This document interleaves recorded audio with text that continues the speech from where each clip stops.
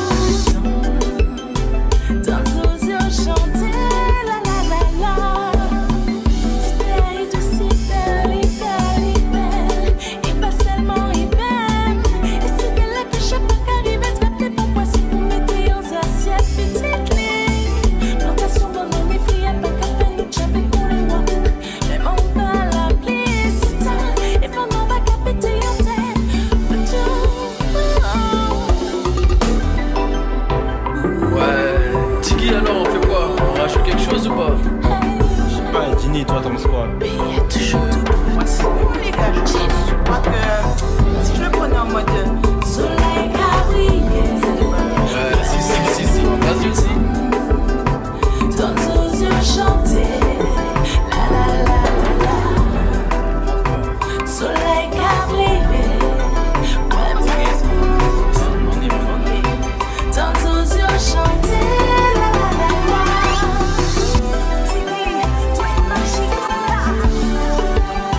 Écoutez-moi ça. Aïe aïe aïe.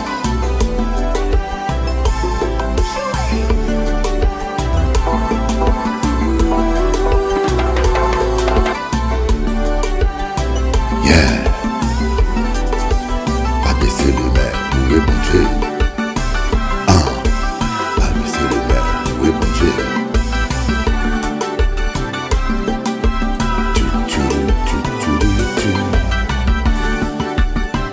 Yeah. Avec Jésus, ok, allez. Bougez.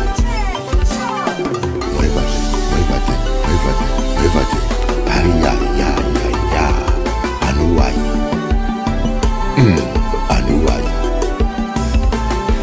Anouaï. Pour mon Dieu, Anouaï. Jimmy.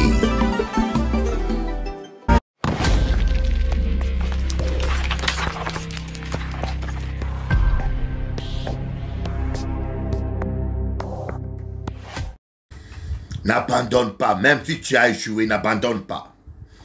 L'échec nous rend meilleurs. Ne laisse pas l'échec te tuer. Ne laisse pas l'échec tuer tes rêves. L'échec nous rend meilleurs. L'échec nous rend plus forts. Si tu réagis bien, l'échec qui est là pour te détruire te rendra meilleur, te rendra plus fort. De toute façon, la plupart des gens qui ont réussi ont une fois au moins échoué.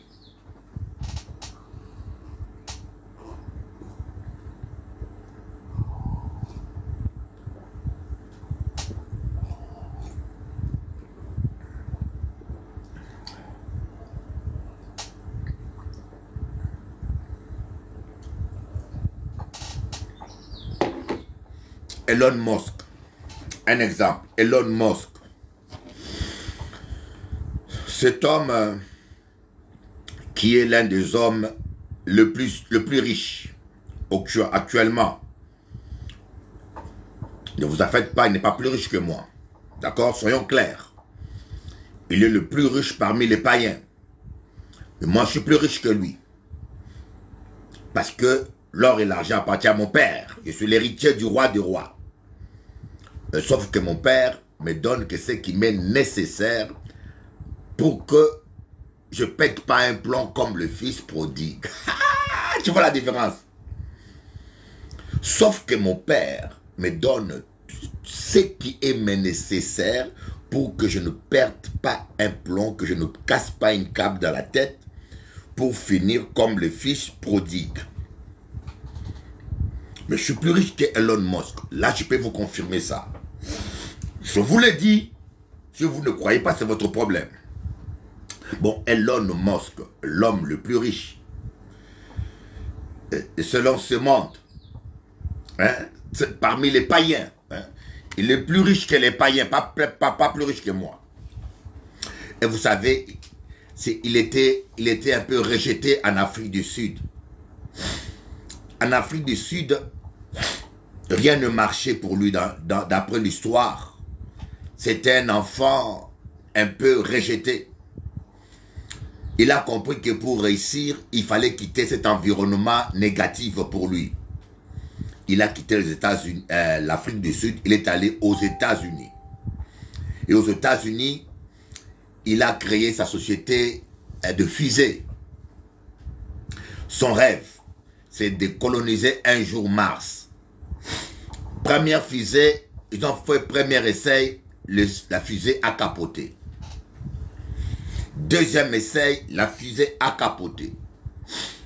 Troisième essai, fusée capotée. Il lui restait un dernier essai. Après, il tombait en faillite. Histoire vraie, hein? Il lui restait un dernier essai. Si ça capotait, il tombait en faillite. Ou il arrêtait, il gardait le peu d'argent qui lui restait, ou il prenait le risque de finir pauvre, mais après avoir essayé. Il a opté pour le courage. Il n'a pas abandonné. Il a fait le dernier essai et ça a marché.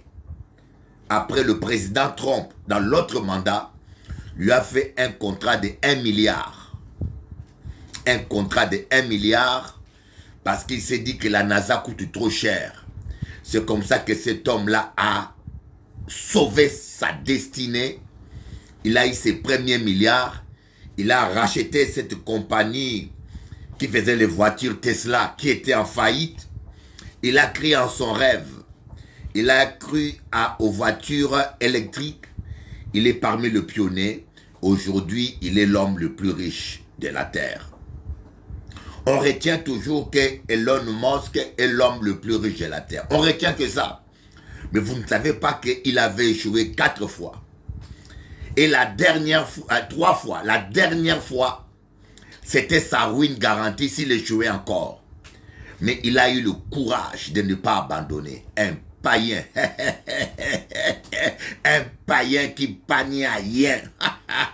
Il n'a pas abandonné. Pourquoi tu abandonnes? Pourquoi tu veux abandonner? Pourquoi? Hein? Pourquoi tu veux abandonner? Écoutez-moi bien. Même les païens n'abandonnent, même quand les païens obéissent à la loi de la nature, cette loi que Dieu a établie, la persévérance, la loi de la persévérance, ils finissent par réussir. Mais comment toi, un homme créé à l'image de Dieu, qui a Jésus-Christ en toi, tu oses abandonner? C'est parce que tu es incrédule. N'abandonne pas. Voyez, le gars, il a échoué 3 fois. Il restait un dernier essai de fusée. Et si ça ne marchait pas, il était fini à vie. Il n'aurait même plus 1 centime. Il a dit, ah, on fonce. On fonce. Je préfère finir ruiné après avoir essayé que de survivre comme un lâche. Il a réussi aujourd'hui. Aujourd'hui, on dit à Elon Musk, l'homme le plus riche, Elon Musk. On regarde qu'au fruit. Mais vous ne regardez pas au prix qu'il a payé. Je crois que vous tous là qui êtes là, vous avez déjà mangé un KFC. Je crois que vous tous qui êtes là, vous avez déjà mangé un KFC. Et moi, j'aime bien les KFC avec le frites. J'aime bien le cuisse là. Oh, je suis en jeûne. Je ne vais pas trop penser. Mais vous savez que le colonel Sanders avait échoué. À 60 ans, il était colonel de l'armée américaine. À 60 ans, il avait échoué complètement. Il était dépressif. Il s'est assis sous un arbre. Il voulait se suicider. Ah, il ne faut pas dire ce mot-là. Il voulait se donner il voulait arrêter sa vie. Il ne faut pas dire ce mot-là, sinon TikTok va arrêter. Alors, il s'est dit, qu'est-ce que je sais faire de mieux dans ma vie? Voilà une question qui s'est posée. Qu'est-ce que je sais faire de mieux dans ma vie? Il dit, la chose que je sais faire de mieux que quiconque, c'est cuisiner. Bon, d'après certaines personnes, il a volé la recette d'une cuisinière noire américaine. Il a volé la recette, bon, sûrement il a dû copier une noire américaine, mais il a dit, c'est la chose que je sais faire le mieux au monde. Il a fait un bon poulet, sûrement il a imité une cuisinière noire américaine et il a mangé. Il a dit, mais je vais essayer de commercialiser ma recette. Il a proposé à plus de 1000 restaurants. Oh my God. La loi de la persévérance. Il a proposé sa recette de poulet à plus de 1000 restaurants. Tout le monde a refusé. Bah, mais c'est quoi ça? La farine mélangée avec le poulet, mais c'est quoi? Tout le monde a refusé.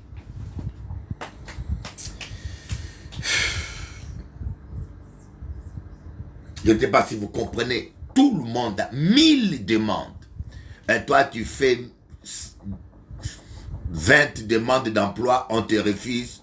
Ah, Bishop Eli, je suis bloqué, on m'a envoûté, on m'a ensorcelé. Oh.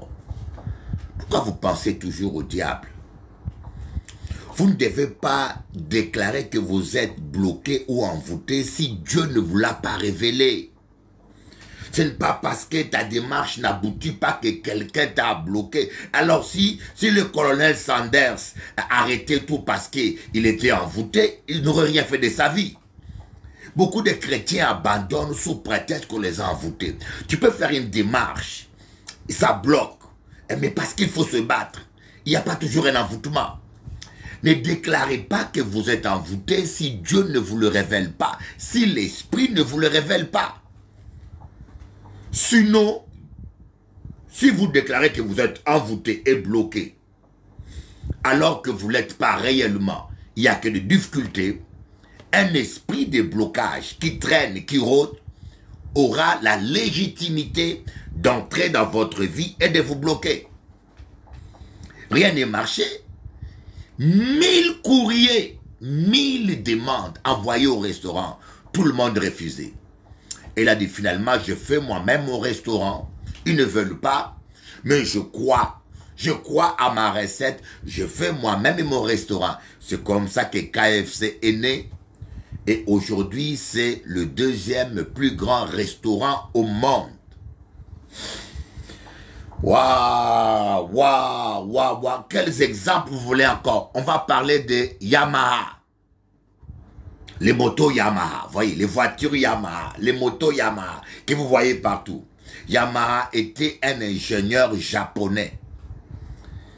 Il a été licencié parce que son patron a dit que tu es le plus mauvais ingénieur que je n'ai jamais rencontré. N'écoutez pas ce que les gens disent. Vous faites une grosse erreur. Ne croyez pas que vous êtes ce que les gens disent que vous êtes. Ne croyez pas que vous valez ce que les gens disent que vous valez. Ne croyez pas aux paroles. Et dites-moi, je vous dis, il y a très peu de gens qui vont vous encourager dans la vie. J'aimerais vous l'avertir et vous informer que vous rencontrerez très peu de gens qui vont vous encourager. Les gens sont toujours là pour vous critiquer et vous décourager. Yamaha a été licencié. Et le PDG a déclaré, c'est le plus mauvais ingénieur que j'ai connu.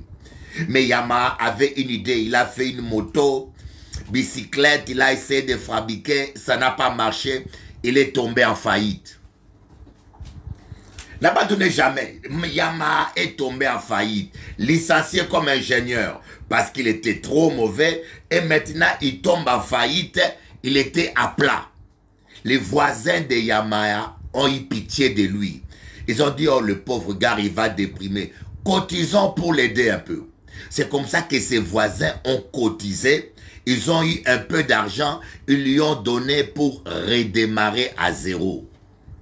Et il a redémarré et c'est comme ça que l'usine Yamaha, les motos Yamaha, les voitures Yamaha que vous conduisez là, c'est comme ça qu'il a réussi.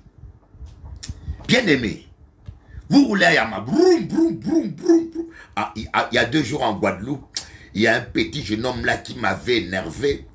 Je roulais, je ne sais pas, j'allais où là. Je roulais tranquillement, j'allais vers Pointe-à-Pitre. Mais ce petit jeune homme là, il roule en moto. Il arrive près de moi, là où j'étais, j'avais ouvert les fenêtres. Il a fait... Ah, il a démarré, il m'a secoué. Je l'ai lancé des phares des voitures. Mais Dieu est bon parce que j'ai fait mal la manipulation parce que je t'avoue que j'étais énervé parce que ce n'est pas correct ça. Ces petits voyous-là qui s'amusent quoi, ça les amuse. Mais on joue avec la moto, mais vous ne savez pas qui a créé la moto. C'était un homme qui a eu un échec, un homme qui a fait faillite, un homme qui était dépressif.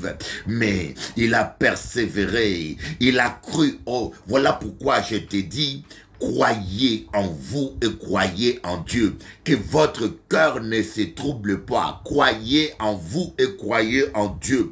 Croyez que tout est possible. En tout cas, s'il y a quelqu'un qui a tort d'abandonner et de désespérer, c'est un enfant de Dieu. N'abandonnez pas vos rêves. Soyez incrédules aux échecs. Et je vais vous parler maintenant d'un homme exceptionnel, Einstein. Aujourd'hui, quand je vois les photos d'Einstein partout, c'est juif. Il était un juif. Un peuple béni par Dieu. Et vous pouvez dire tout ce que vous voulez. Le peuple juif est un peuple béni par Dieu. Voyez? Vous pouvez détester ces gens-là, c'est votre problème. Mais sachez que c'est un peuple béni par Dieu. Le monde a été révolutionné par ces juifs-là. Mais vous savez, on le considère comme le plus grand savant de tous les temps. Celui qui a créé la théorie de la relativité. Je pense que l'énergie égale masse multipliée par vitesse au carré. C au carré. Je crois bien, si je ne me trompe pas, hein, on a fait la physique à l'école. L'énergie masse multipliée par... Voilà. Celui qui a inventé la théorie de la relativité. Mais vous savez que cet enfant-là avait du mal à parler. Oh, oh, oh, oh. Oh my God. Cet enfant-là était né, il avait le retard pour parler. Il bégayait. Il avait du mal à s'exprimer. Et les professeurs ont demandé à ses parents de le mettre dans une classe de retardés mentaux. Les professeurs ont dit, mais cet enfant-là a du mal à parler, il faut le mettre dans une classe de gens retardés mentaux.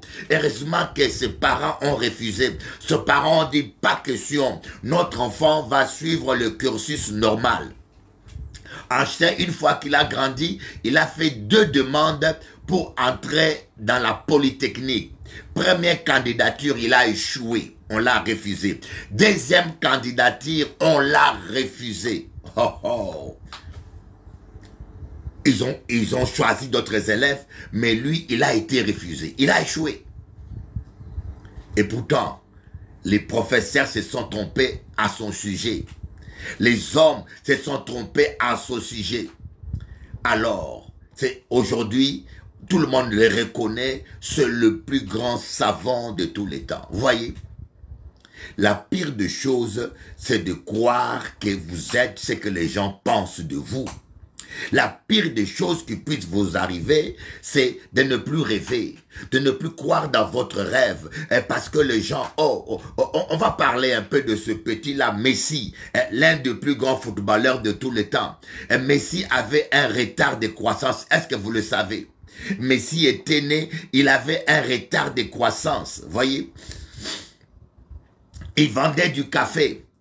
Et il était petit serveur pour avoir de quoi faire son football.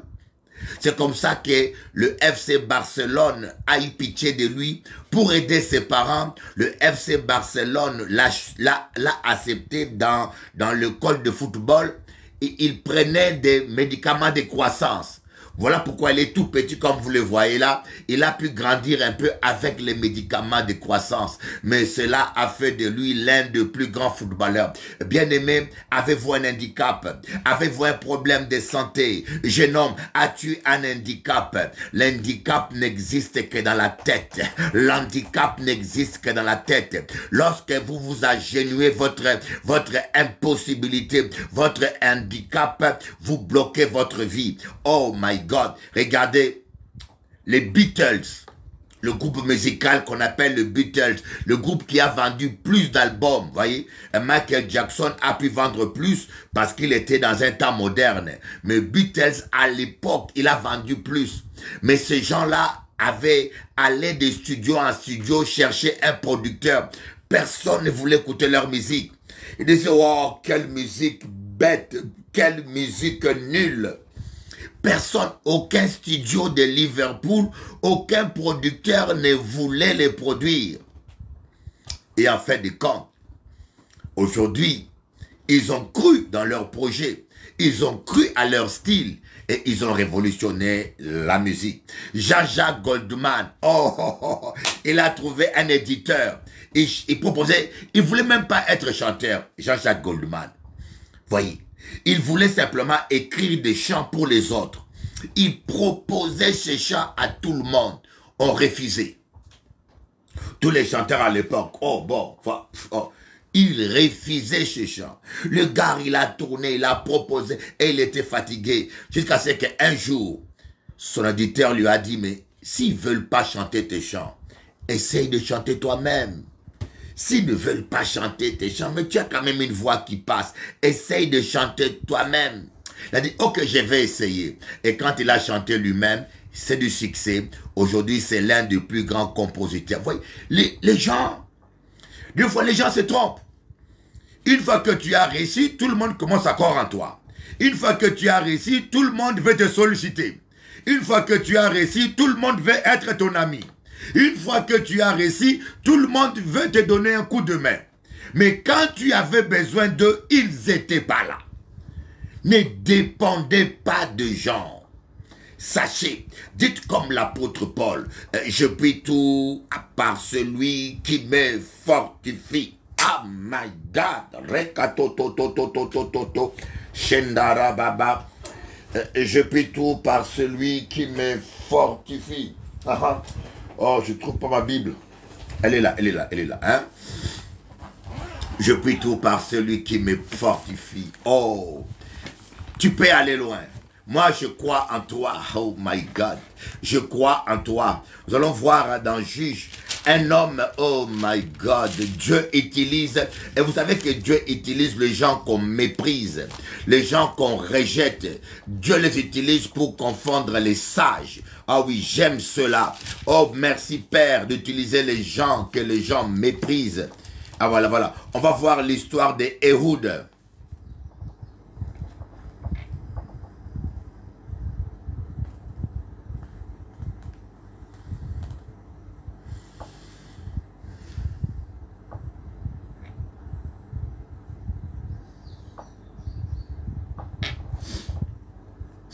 On va voir Juge chapitre 3 à partir du verset 12.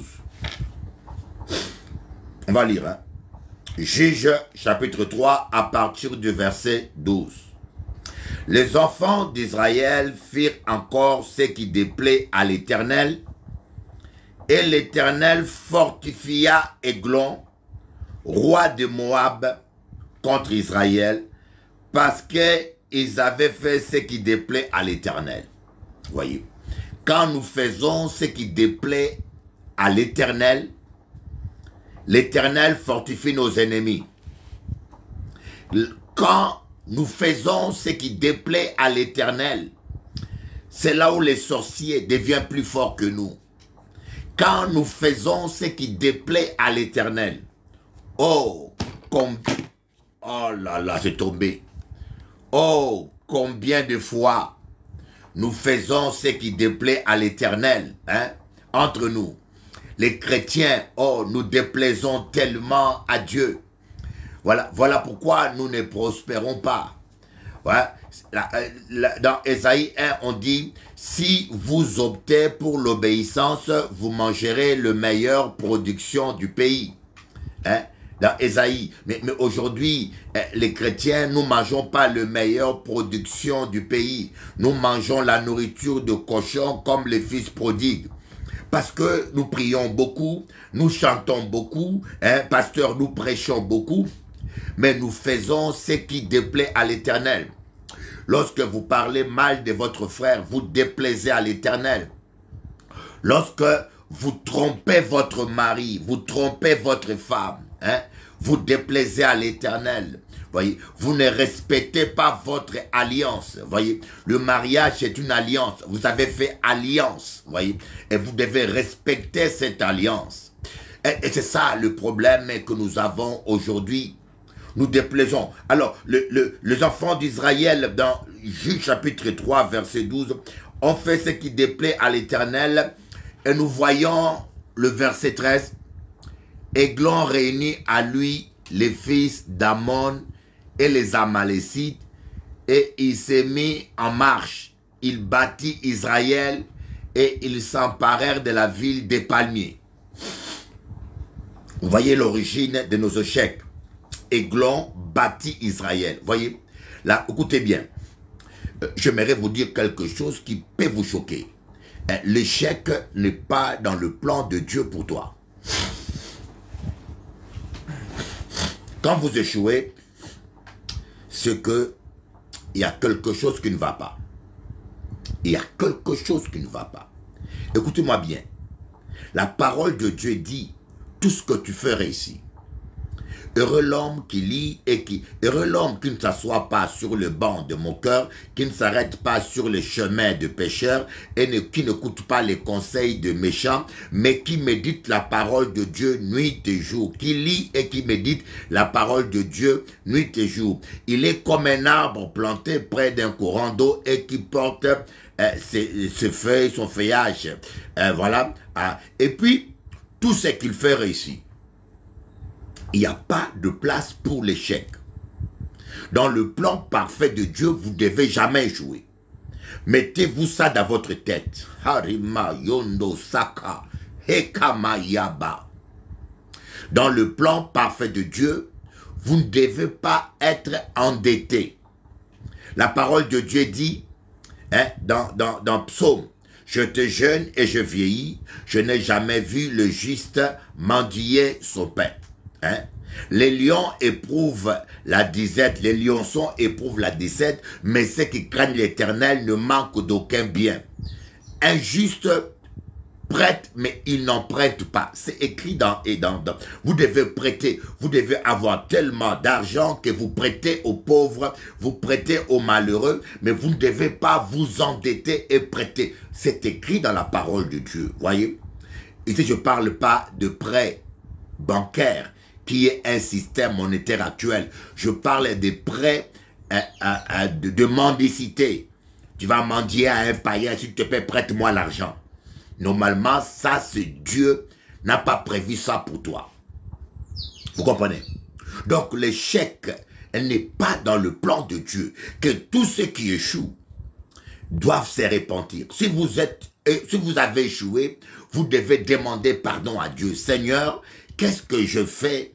Qu'est-ce que je fais qui t'a déplu? Ayez le bon réflexe. Je sais de quoi je vous parle. Moi, des fois, je demande pardon à Dieu parce que parfois, j'ai échoué. Voyez, Dieu n'a pas prévu. Il dit dans Josué chapitre 1, voyez, médite cette parole, obéis à cette parole, ne t'écarte ni à gauche ni à droite. C'est alors que tu réussiras dans toutes tes entreprises. Ne t'écarte pas de cette parole à gauche ou à droite. C'est alors, fortifie-toi en observant toute ma parole. C'est alors, Josué chapitre 1, que tu réussiras dans toutes tes entreprises.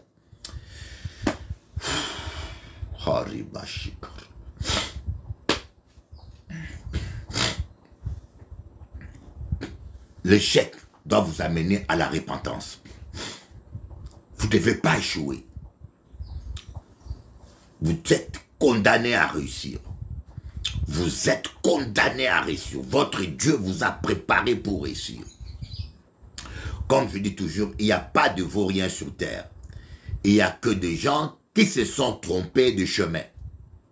Il n'y a pas de vaurien. Voyez, vous prenez Messi, vous le mettez comme basketteur, il ne marquera pas un seul panier. Il sera le plus mauvais, voyez, le plus mauvais basketteur. Oui, parce que lui, il a été destiné au football. Vous prenez Ronaldo, vous le mettez comme ingénieur, il va vous brûler la maison, il va vous brûler, il va vous faire des ponts qui vont se casser. Vous le mettez au football, il va s'épanouir, voyez. Il n'y a pas de vaurien, que personne ne vous dise que vous valez rien. C'est un mensonge. Vous valez quelque chose parce que tout ce que Dieu a créé est bon. Mais sauf qu'il y a des gens qui se sont trompés des métiers, qui se sont trompés des chemins. Si Dieu vous appelle à être commerçant, mettez-vous dans le commerce, ne vous improvisez pas pasteur. Si Dieu vous appelle à être pasteur, ne faites pas l'apôtre. Si Dieu vous appelle à être apôtre, ne faites pas le prophète. Si Dieu vous appelle à être prophète, ne vous improvisez pas pasteur. Si Dieu vous appelle à être évangéliste, ne vous proclamez pas apôtre. C'est ça le problème dans les ministères. Beaucoup de gens échouent parce qu'ils ont une grosse tête comme la tête d'éléphant. Quand ils ont la réussite, l'orgueil entre en eux comme Lucifer.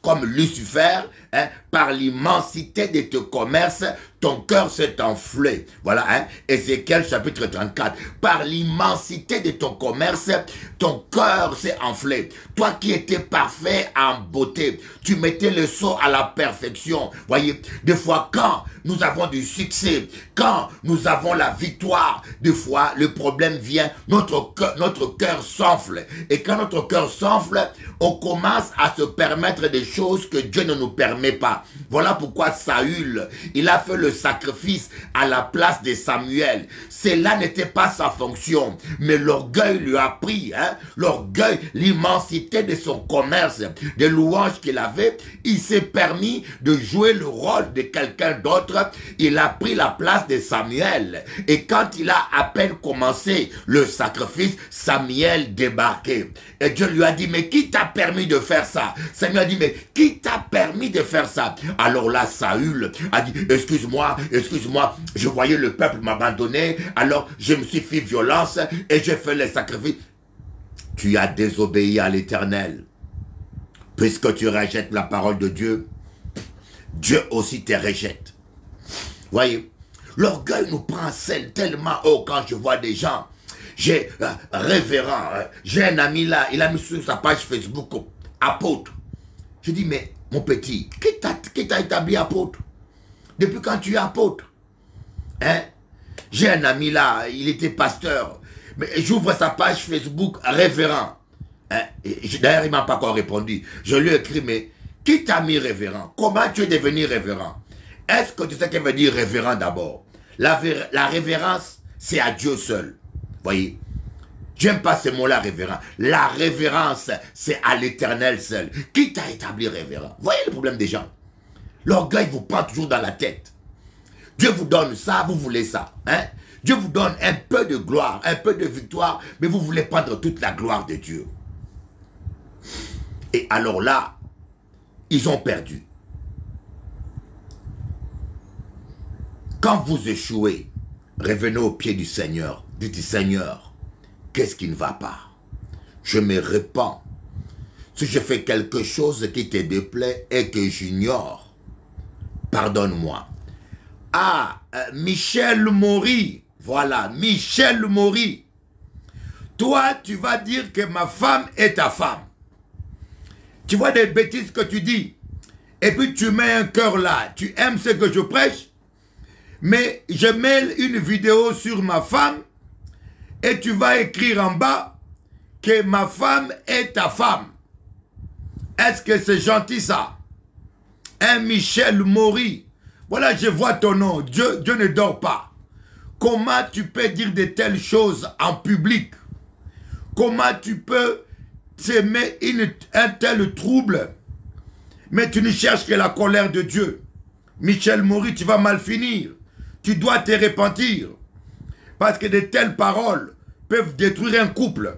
De telles affirmations peuvent détruire. Imaginez-vous que moi je sois un homme stupide et je crois à ce que tu dis. Je peux agresser ma femme. Ça peut créer la confusion. Il y a des choses qu'on n'écrit pas publiquement. Il y a des choses qu'on ne dit pas comme ça. Michel Maury. Et puis il s'appelle Michel Maury. Son compte est bizarre. Son nom est bizarre, caché. Mais que Dieu te pardonne. Que Dieu te pardonne aujourd'hui. Les gens n'ont pas la connaissance. Et les gens n'ont même plus le respect des hommes de Dieu. Voyez. Les gens n'ont même plus le respect des hommes de Dieu. Amen. Alors nous voyons là, quand vous échouez, ce n'est pas le plan de Dieu. Dieu vous a appelé à réussir. Vous voyez Michel Maury, c'est comme ça que vous vous amassez des malédictions. Parce que vous n'avez pas de respect pour des vrais serviteurs de Dieu comme moi. Hein? Ah, il dit en plus, j'ai plusieurs femmes. Donne-moi un seul nom. Donne-moi un seul nom. Même quand j'aurais eu plusieurs femmes, est-ce que la repentance n'existe pas pour moi? Même quand j'aurais eu 10 000 femmes, est-ce que la repentance n'existe pas pour moi?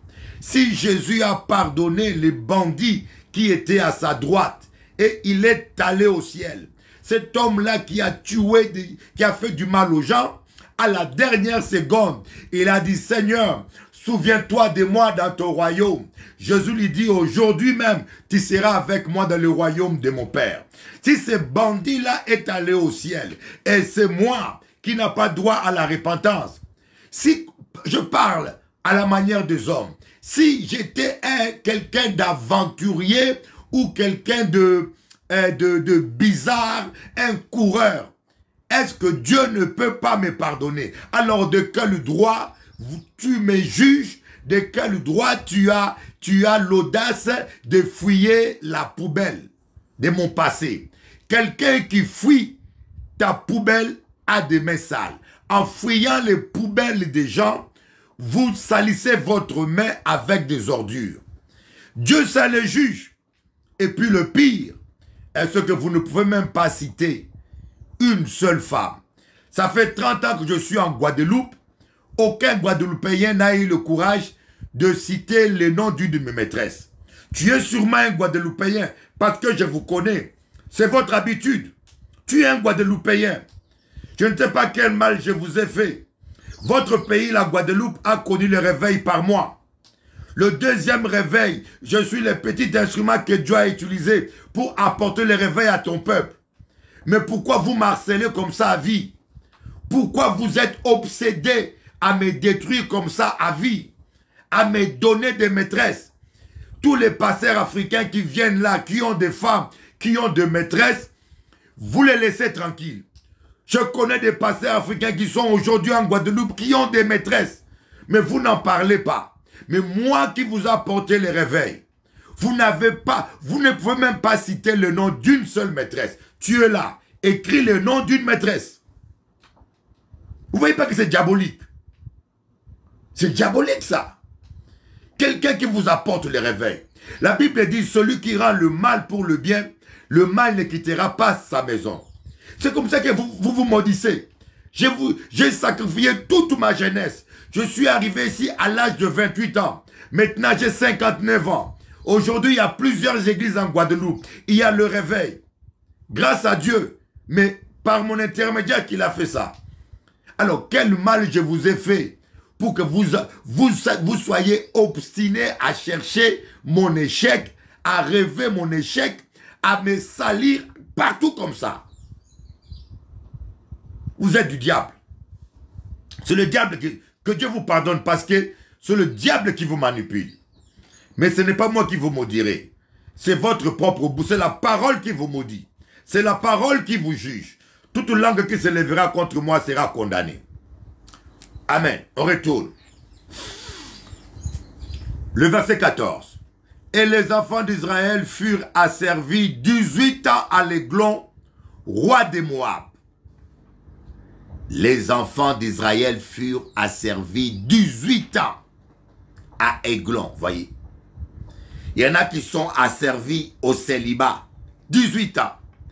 Il y en a qui sont asservis au roi chômage, 18 ans. Il y en a qui sont asservis au roi maladie, 18 ans. Et souvent nous disons toujours, ah, on m'a envoûté. Si tu es un enfant de Dieu, ce n'est pas normal que les gens vous envoûtent et que ça marche. Si tu es un enfant de Dieu, ce n'est pas normal que des satanistes bloquent ta vie. Ce n'est pas normal. Personne ne doit bloquer ta vie. Voyez, les enfants d'Israël crièrent à l'Éternel, et l'Éternel leur suscita un libérateur, Éhud, fils de Guéra, benjamite, qui ne se servait pas de la main droite. Les enfants d'Israël envoyèrent par lui un présent à Églon, roi de Moab. Éhud se fit une épée à 2 tranchants, longue d'une coudée, et il la ceignit sous ses vêtements au côté droit. Voilà. Je ne peux pas rentrer en détail. La suite, c'est demain. La suite, c'est demain. Voyez. Éhud, qui ne se servait pas, voilà, de la main droite. Vous savez, la main droite, c'est la puissance. Même en boxe, c'est avec la droite. Hein? Quand quelqu'un boxe, il donne gauche, tu soulèves un peu l'épaule pour éviter qu'un coup touche ta mâchoire. Parce que la mâchoire, ça bouge. Quand tu as un crochet qui touche ta mâchoire, ça secoue la tête. C'est comme ça que les gens tombent KO. Alors, c'est pour cela qu'il faut soulever un peu le bras, l'épaule, pour que si un coup vient, tu touches là, mais pas la mâchoire. Parce que la mâchoire, c'est la partie la plus fragile. D'ailleurs, ça bouge normalement. Vous voyez, vous voyez toujours le boxeur, on la main gauche un peu sous le manteau ou bien en bas, mais l'épaule toujours un peu soulevée pour éviter qu'un coup touche la voilà, gauche. Et la droite, c'est là où se trouve toute la force. Alors, la gauche, c'est pour gagner des points ou pour repousser l'adversaire. Et dès que tu as un trou, tu sors la droite et tu le mets l'autre KO. Mais Éhud avait la main droite, donc la main la plus forte, infirme. Mais Dieu a choisi Éhud pour délivrer Israël. Vous savez, Dieu utilise les gens faibles. Dieu utilise les gens qu'on méprise. C'est pour cela, Dieu a dit à l'apôtre Paul, ma puissance s'accomplit dans la faiblesse, dans ta faiblesse. Ma grâce te suffit. Ma puissance s'accomplit dans la faiblesse. Pourquoi? Seuls les gens faibles comptent à 100% sur Dieu. Lorsque on est handicapé d'un bras droit, on ne peut pas compter sur sa force. C'est les gens, Dieu aime qu'on s'abandonne à lui à 100%. Et des fois, on compte sur Dieu à 50%, à 80%. Mais lorsque on est dans un état de faiblesse et qu'on sait qu'on n'a pas de chance par nous-mêmes de nous en sortir, c'est seulement dans cet état-là de foi qu'on s'abandonne à 100% à Dieu. C'est la raison pour laquelle Dieu a dit à l'apôtre Paul, ma puissance s'accomplit dans ta faiblesse. Donc Éhud n'avait aucune chance, avec une main droite qui ne fonctionnait pas, de délivrer Israël. Il ne pouvait pas compter sur sa force. C'est pour cela que Dieu l'a choisi. Et il y a beaucoup de gens que Dieu ne choisit pas parce qu'ils s'appuient sur leur force, parce qu'ils s'appuient sur leur intelligence, ou bien parce qu'ils s'appuient sur leur expérience. Et c'est difficile que Dieu utilise les riches, parce que les riches ont tendance à s'appuyer sur leur richesse. Amen.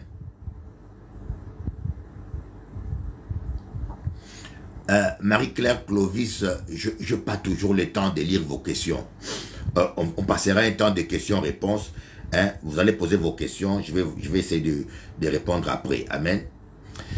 Donc c'est lorsqu'on s'abandonne complètement à Dieu, lorsqu'on est dans un état de faiblesse, que Dieu glorifie, manifeste sa puissance pleinement.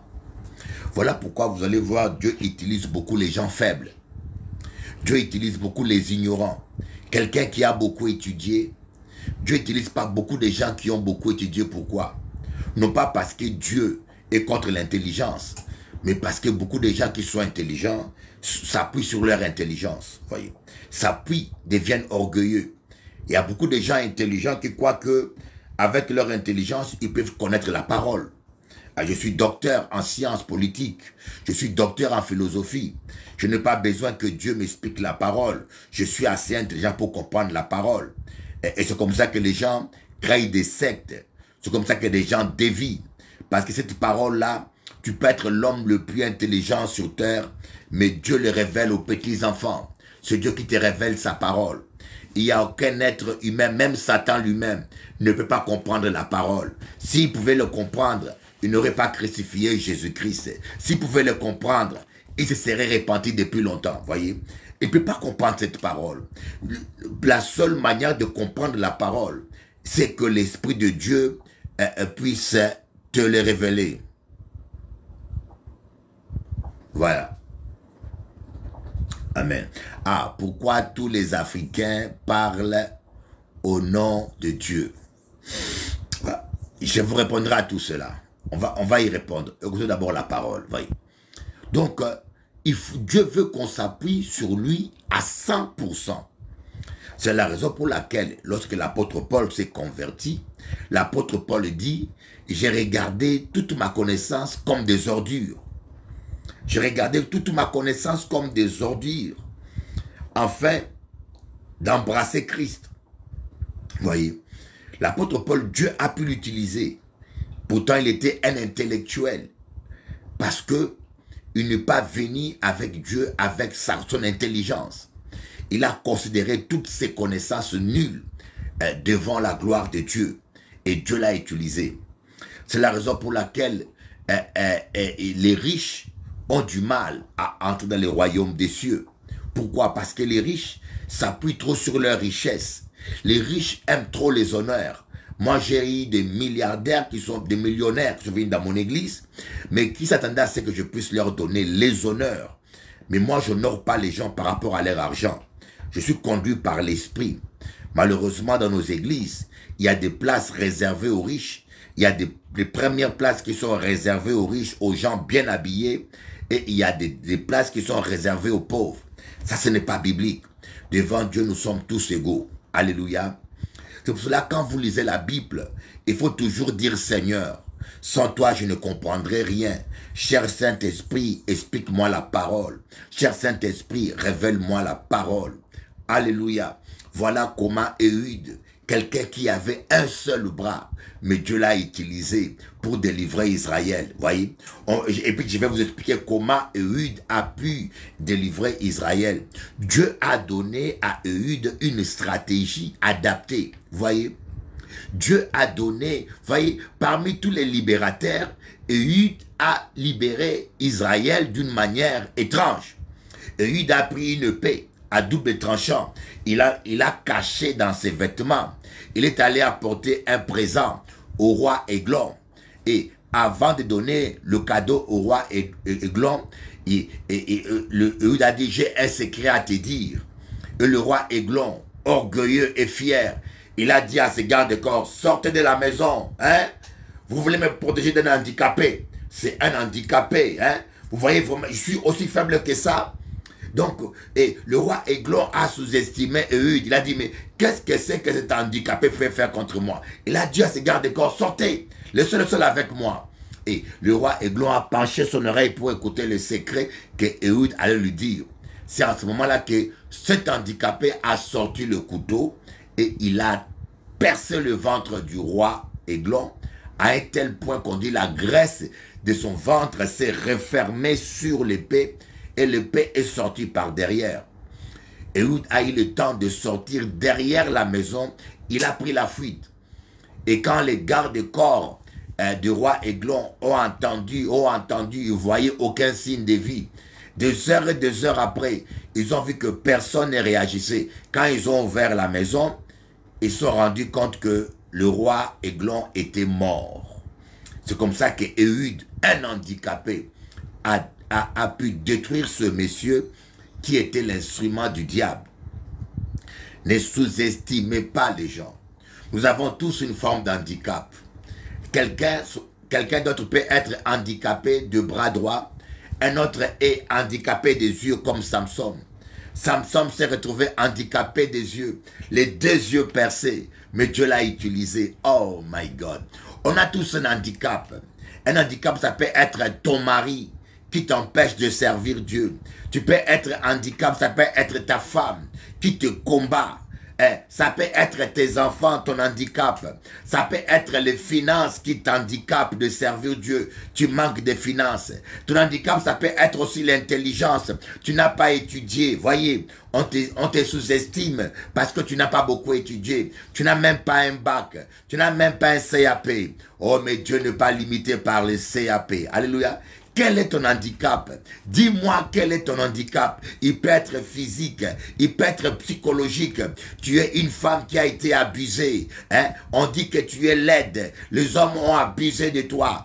Peu importe ton handicap. Geoffra Wilfred. Geoffra, comment t'appelle-t-elle?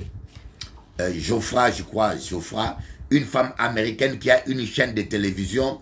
C'est l'une des femmes les plus riches au monde. Cette femme-là, elle a été abusée par son beau-père. Elle a été abusée par son oncle. Cette femme a été abusée par tout le monde. Geoffra, c'est Geoffra ou Geoffrey. Elle a été abusée toute sa vie. Voyez, beaucoup de femmes, beaucoup de filles à leur place, à sa place, auraient été détruites. Mais cette fille a transcendé toutes ses blessures. On a abusé d'elle. Son beau-père a abusé d'elle. Elle s'est retrouvée dans la rue. Et quand elle est allée à l'église, elle s'est engagée à faire le théâtre. Parce qu'on a dit qu'elle était trop fermée.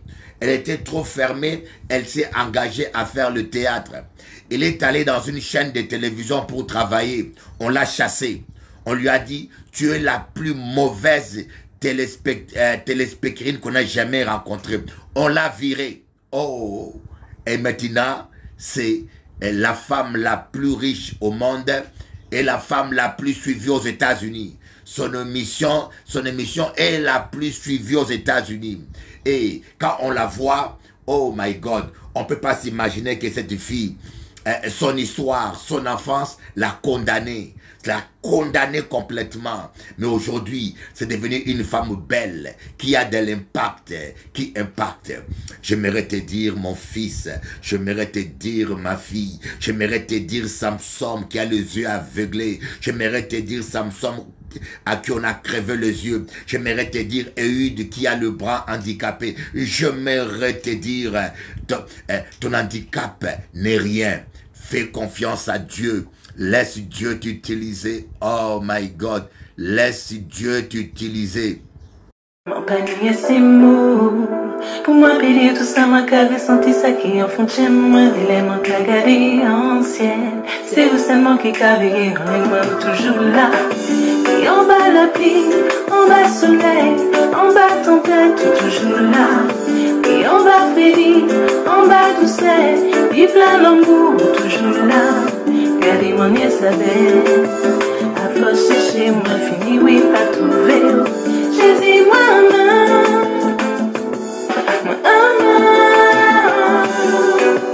C'est la nouvelle, oh oh oh, c'est la nouvelle, eh, c'est la nouvelle, oh oh oh, c'est la nouvelle, c'est la nouvelle, oh oh, c'est la nouvelle, c'est la nouvelle, c'est la nouvelle, oh oh, il est toujours nouvelle, besoin chaque jour pour tout le temps.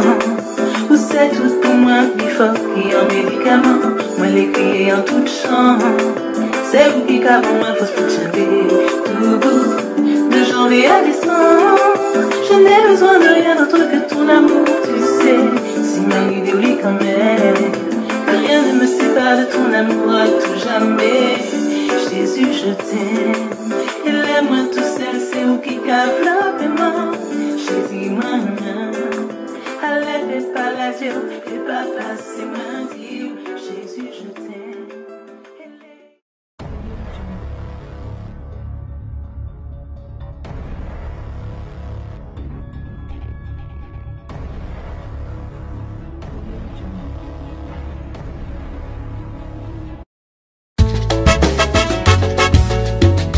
Baby, I need you in my life. Forget all your problems this night. Please don't discriminate me. Can you satisfy my desire?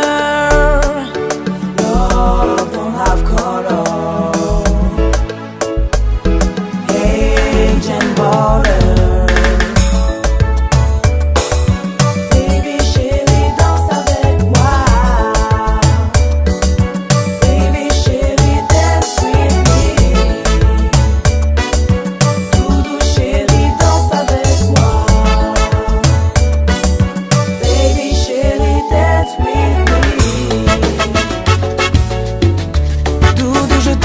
Avec moi,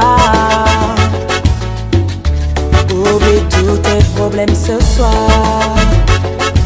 S'il te plaît, ne me discrimine pas. Je te veux pour la vie.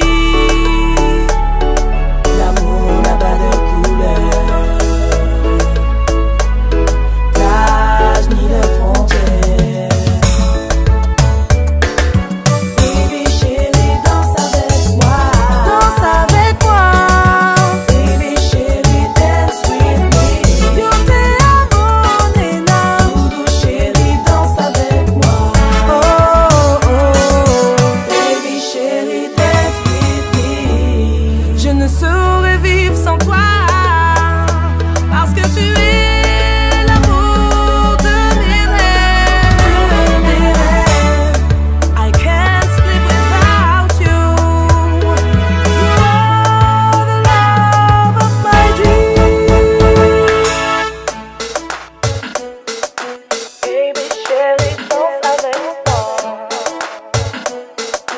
Baby, chérie, dance with me.